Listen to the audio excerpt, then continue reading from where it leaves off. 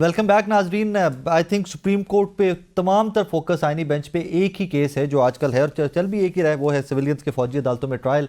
और it all goes back to 9 मई कि पाकिस्तान तहरीक इंसाफ के जो एक्टिविस्ट और जो रहनुमा जिनके ट्रायल फौजी अदालतों में हुए, वो केस यहाँ से कंक्लूड होगा तो उनके मुकद्दर का फैसला होगा। इसी के ऊपर बात करते हैं कि आज दूसरा दिन था, दूसरी समाअत थी, क्या हुआ आज के सारे दिन के अंदर। साकिब बशीर साहब सीनियर कोर्ट रिपोर्टर हैं, मेरे साथ स्टूडियो मौजूद हैं। वसीम मलिक साहब मेरे साथ मौजूद हैं। साकिब भी आपसे स्टार्ट करते हैं, आज के दिन में क्या हुआ? आज के दिन में दो तीन बड़े बुनियादी से सवालात सामने आए हैं जो बेंच की अक्सरियत ने उठाए हैं। पहला सवाल तो ये है कि ये 103 लोग जब हवालगी उनकी हुई थी मिलिट्री को, तो किस बुनियाद पर हुई, वो ऑर्डर कहाँ पे है, speaking order. Justice Naeem Akhtar Afghan ये सवाल पहले भी उन्होंने उठाया था, आज भी उन्होंने उठाया है और बेंच के एक दो और मेंबरान ने भी ये कहा है कि वो ऑर्डर कहाँ पे है। एक तो सवाल बड़ा ही बुनियादी सा, मेरा ख्याल है कि ये तो जून जुलाई 2023 के बाद किसी न किसी लम्हे पे आ जाना चाहिए था, आज तक सामने नहीं आया।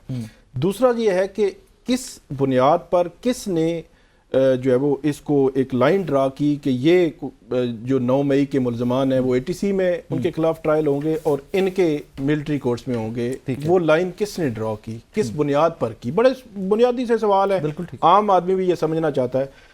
फिर तीसरा उनकी जानिब से ये था कि जो सिविलियंस के ट्रायल्स हैं उसमें एक बेंच की जानिब से अहम रिमार्क्स ये आए कि माजी में जो बड़े हाई प्रोफाइल के केसेस हुए, GHQ बेस हमले और इस तरह की जो बात की गई और 13 साजिश केस में नवाज शरीफ वो सारे ATC में चलते रहे हैं केसेस सिविलियंस।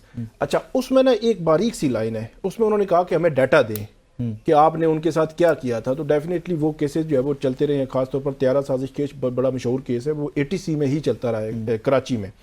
तो अगर उन्होंने कहा कि इतने हाई प्रोफाइल केसेस जो है वो चलते रहे हैं तो इनको आप क्यों मतलब वहाँ पे ट्राई करना चाहते हैं। तो बज़ाहिर ऐसे लगता है कि जो बेंच जिस तरफ जा रहा है वो इन 9 मई के मुल्ज़मान की हद तक तो शायद उनको रिलीफ इस हद तक मिल जाए कि जो उनकी सज़ाएं हुई हैं या मिलिट्री की कस्टडी उनको गैर कानूनी या गैर आइनी करार दे दिया जाए। लेकिन जो केस चल रहा है ये केस सिर्फ 9 मई तक नहीं है, ये केस इसका दायरा कार बहुत वसी है कि आप सिविलियंस के ट्रायल मिलिट्री कोर्ट्स में कर सकते हैं या नहीं कर सकते। इस क्वेश्चन पे भी, इस नुक्ते पे सुप्रीम कोर्ट ने, अब अपीलों में मामला है तो उनमें फैसला देना है। इसका फ्यूचर पे और भी कोई केसेस होंगे इसके अलावा भी, तो उन पे भी इम्प्लीमेंट होगा, पूरा एक प्रेसिडेंट सेट होगा, तय होगा कि कैसे हवालगी होगी, किस लेकिन होना चाहिए। अब तय होगा या नहीं ये तो नहीं पता, लेकिन होना चाहिए पूरा एक प्रोसीजर। नहीं, जो भी होगा प्रेसिडेंट तो सेट हो जाएगा ना, कि होने हैं या नहीं होने फ्यूचर में, प्रेसिडेंट तो सेट मतलब अगर ये कर दें कि ठीक है जी इनकी हद तक हम सेटिसाइड कर रहे हैं और जो 2D1 और 2 जो 2 क्लासेज हैं उनको बहाल कर रहे हैं, क्योंकि जी आज उन्होंने पूछा जी कुलभूषण जाधव का केस क्या मुतासिर होगा, तो स्टेट ने ये मौक़िफ़ लिया, वज़ारत दिफा ने, हाँ जी कुलभूषण जाधव का केस भी मुतासिर होगा अगर आप वो जो आर्मी एक्ट की वो दफ़ा जो कलअदम हुई थी उसको बरकरार रखते हैं। तो अगर बहाल होगी तो फिर उनके खिलाफ जो है वो ट्राई हो सकता है। तो ये देखना है कि जो बेंच है क्या फ्यूचर के लिए कोई ऐसी गाइडलाइन, कोई ऐसा तरीकाकार वज़ा करता है कि फ्यूचर के लिए ऐसा ना हो, क्योंकि कुछ पता ही नहीं चला कि वो ऑर्डर्स कब हुए, मजिस्ट्रेट ने कैसे ऑर्डर किए। स्पीकिंग ऑर्डर का मतलब है कि आपने रीजंस देनी है कि इन वजूहात की बुनियाद पर मिस्टर एक्स को जनाब आप मिलिट्री की कस्टडी में दे दें। तो वो स्पीकिंग ऑर्डर अगर तो रिकॉर्ड पे आगे देखेंगे, हम भी देखेंगे, और फिर जो अभी सजाएं हुई उनके ऑर्डर्स भी नहीं आए। मतलब सवालात पे सवालात हैं फेयर ट्रायल्स के हवाले से।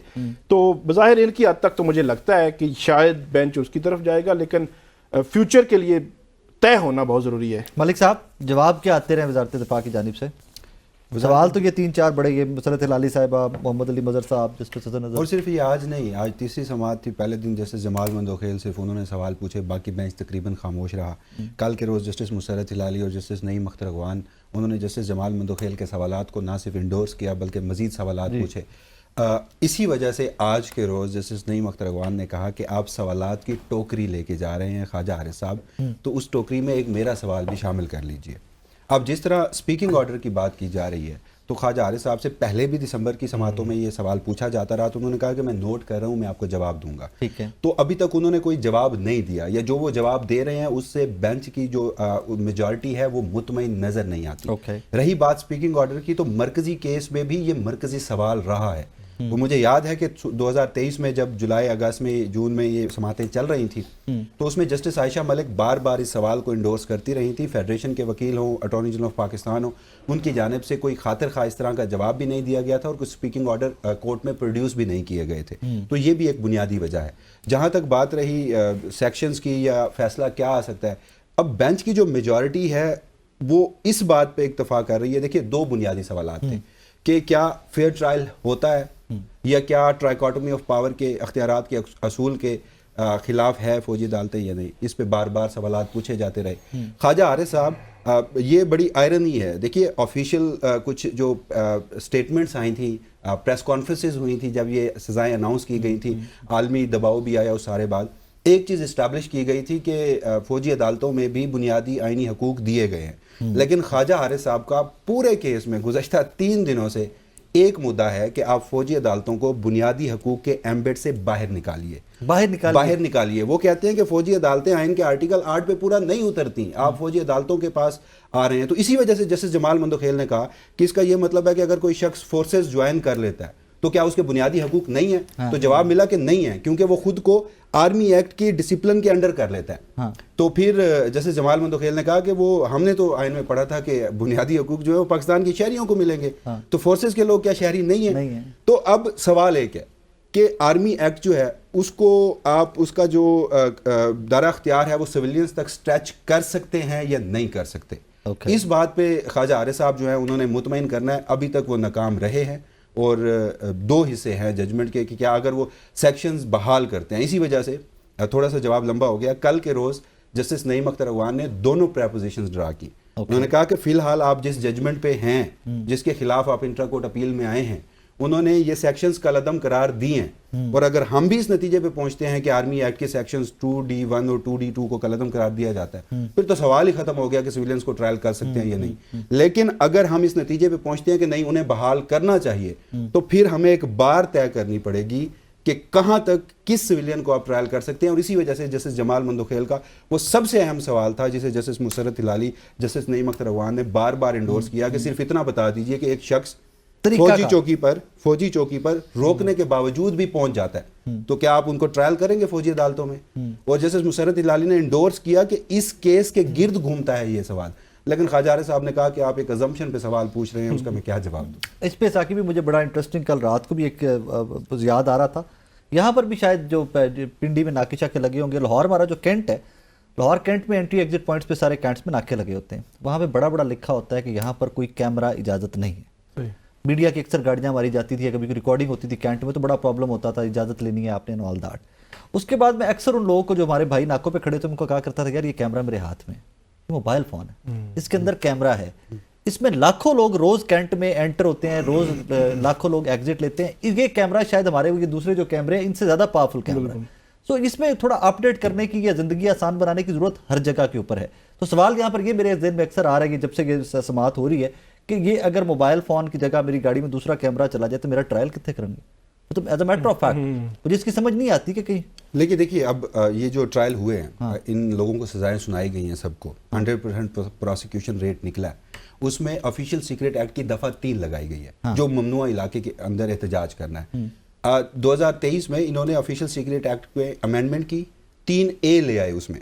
اور جو بات آپ کر رہے ہیں کہ وہ ہونا چاہیے تھا, لیکن وہ جو پروہیبٹڈ ایریا کی مزید انہوں نے ڈیفینیشن اس میں کر دی اور زیادہ تر اوفینسز یہی لگے ہیں. اور آپ کو ایک اور انٹرسٹنگ بات بتاؤں کہ یہ جسٹس مسرت ہلالی کا سوال تھا اور یہ کیس کا سب سے مرکزی مدعا بھی ہے, بالخصوص اگر ہم لاہور کے جناح ہاؤس سے متعلق بات کریں تو انہوں نے کہا کہ کیا جناح ہاؤس ملٹری انسٹالیشن تھی, کور کمانڈر ہاؤس کو ملٹری انسٹالیشن ڈکلیئر کیا گیا تھا یا یہ آفٹر تھاٹ تھا. اب جو لوگ یا جو وکلا ان کیسز کو ملٹری کورٹس میں پرسو کرتے رہے ہیں وہ یہ کلیم کرتے ہیں کہ یہ آفٹر تھاٹ تھا. وہ کلیم کرتے ہیں, وہ کہتے ہیں کہ اس وقت تک, کیونکہ اب جب کوئی جگہ پروہیبٹڈ ڈکلیئر کرتے ہیں نا اس کا گزٹ آف پاکستان میں نوٹیفیکیشن نکلتا ہے کہ عوام الناس کو پتہ ہونا چاہیے نا کہ میں یہاں نہیں جا سکتا. تو وہ بعد میں غالباً کوئی گزٹ میں کوئی نوٹیفیکیشن نکالا گیا ہو تو نکالا گیا ہو, اس لمحے تک نہیں تھا. یہ وہ وکلا کلیم کرتے ہیں. سو بیسکلی ساقب کانٹرڈکشنز آ رہی ہیں کافی ساری. تو کانٹرڈکشن سے ہم obviously we are not authority کہ ہم کہیں بولیں کہ جی فیصلہ کیا آنا ہے, وہ تو آبویسلی ججز ڈیسائیڈ کریں گے. یا ہم تینوں تو کم از کم وہ صحافی بھی نہیں ہیں کہ جو بتا دیں کہ کل فیصلہ آنا ہے کہ نہیں آنا. کہ فلاں چیز جو ہے 190 ملین پاؤنڈ والا کل فیصلہ آ رہا ہے، فلاں ڈیٹ پہ جا رہا ہے فلاں، ہم تو وہ بھی نہیں بتا سکتے آبویسلی، اینڈ وی شوڈنٹ، وہ جج صاحب کا کام ہے۔ کنکلوڈ ہوتا کب تک دکھائی دے رہا ہے سماعت کے حوالے سے، کیا لگ رہا ہے کب تک کنکلوڈ ہو جائے گا؟ وہ آج فیصل صدیقی نے کہا کہ یہ تو ٹیسٹ میچ کھیل رہے ہیں خواجہ صاحب جو ہے نیب ترمیم کے کیس میں تقریباً 5-6 مہینے کیس چلا تھا، کئی 52 سماعتیں ہوئی تھیں، تو ان کا مقصد تو یہی تھا بتانے کا کہ بینچ اصل میں بینچ کی جو گرپ ہے نا وہ اس طرح نہیں ہے۔ جب مخصوص نشستوں کا کیس چل رہا تھا تو ان میں طریقہ کار مجھے ان کا پسند آیا قاضی صاحب سے، تو انہوں نے کم سے کم یہ کہا کہ آپ بتا دیں کس نے کتنا ٹائم لینا ہے۔ اب خواجہ صاحب سے پوچھ لیں، بینچ نے مطلب پرسوں کی بات ہے، انہوں نے کہا تھا کہ کل میں کنکلوڈ کر دوں گا، کل بھی گزر گیا، آج بھی گزر گیا، اور کل بھی گزرے گا، اور نیکسٹ ویک مطلب ویکینڈ بھی لیں گے، ویک پورا مجھے لگ رہا ہے 2-3 سماعتیں پھر گزریں گی۔ تو میرا خیال ہے طریقہ کار سمپل سا ہے، ان کو کہیں ٹائم کتنا آپ نے لینا ہے، اور باقیوں سے بھی پوچھ لیں، اور اس کیس کو ایک رکھ دیں کہ ہم نے فلاں ڈیٹ تک کنکلوڈ کرنا ہے، کیونکہ روزانہ بیٹھتے ہیں 1 گھنٹے کے لیے، پھر اگلے دن، پھر اگلے دن، تو ویسے لگ رہا ہے کہ اب انہوں نے اس کو کسی نہ کسی نہج پر پہنچانا ہے۔ پاکستان پہ بڑا انٹرنیشنلی پریشر بھی آیا ہے، اور جو پریشر پاکستان پہ آیا ہے اس نے سارا آئینی بینچ کے کندھوں پر رکھ دیا کہ ہمیں تو انہوں نے کہا تھا، ہم نے تو ان کے کہنے پر کیا ہے۔ ایک بات جو ایک بات جو طے ہو سکتی ہے، سارا ریکارڈ آ جائے، میرا خیال میں آئینی بینچ دیکھ لے کہ جو ججمنٹس دی گئی ہیں وہ کیا ہیں، وہ دیکھ لیں، صرف وہ دیکھ لیں کورٹ آئی کے لیے، مطلب وہ پبلک نہ کی جائے، دیکھ لیں کہ مجسٹریٹ نے کیا آرڈر کیے ہیں، ان کو کتنا فیئر ٹرائل ملا ہے، ان سے سب کچھ پوچھ لیں تو ان کو سمجھ آ جائے گی ہوا کیا ہے۔ مطلب اس سارے سینیریو میں اس کوسچن آف لا کو ڈیسائیڈ کرنے کے لیے یہ پوچھ لیں۔ باقی ATC کی وہ بات کرے، ATA جو کورٹس ہے، تو وہاں پہ حالت یہ ہے کہ آپ جب درجنوں کے حساب سے مقدمے جو پولیٹیکلی جو ہیں وکٹمائز کریں گے لوگوں کو، کارکنان کو اٹھا کے اسلام آباد سے لے کر لاہور تک، فیصل آباد، ہر جگہ پہ جو ATC کورٹس بنیں گی جس مقصد کے لیے، وہ مقصد ختم کر کے وہ سارے کیسز ملٹری کورٹس میں بھیج دیے گئے ہیں، اور یہاں پہ پولیٹیکلی وکٹمائز کر رہے ہیں، کارکنان کو اٹھا رہے ہیں۔ ایکچولی ان کورٹس کا کام ہے، ان کو امپاور کریں، پروسیکیوشن کریں، ان میں انویسٹیگیشن کو سٹرانگ کریں، یہی سوال ہو رہا ہے، انویسٹیگیشن کو سٹرانگ کریں، یہ ان سے زیادہ جو ہے وہ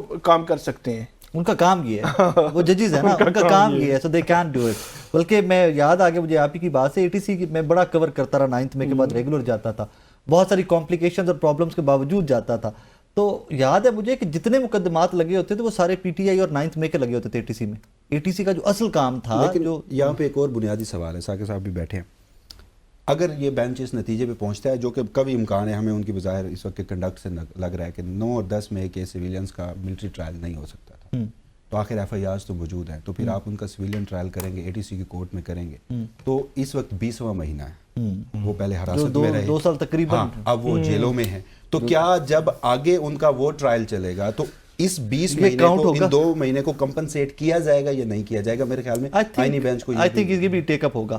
ناظرین، یہ ایک بڑا وہ سینسٹیو سا ایشوز ہے کہ وہ تمام فیملیز جو اس ایگنی اور اس اذیت سے گزر رہی ہیں، ان کا ایک سیمپل آپ کو فیضل اور نیازی صاحب کی شکل میں ٹیلی ویژن پہ نظر آتا ہے، باقی 102 خاندان آپ کو ٹی وی پہ نظر نہیں آتے۔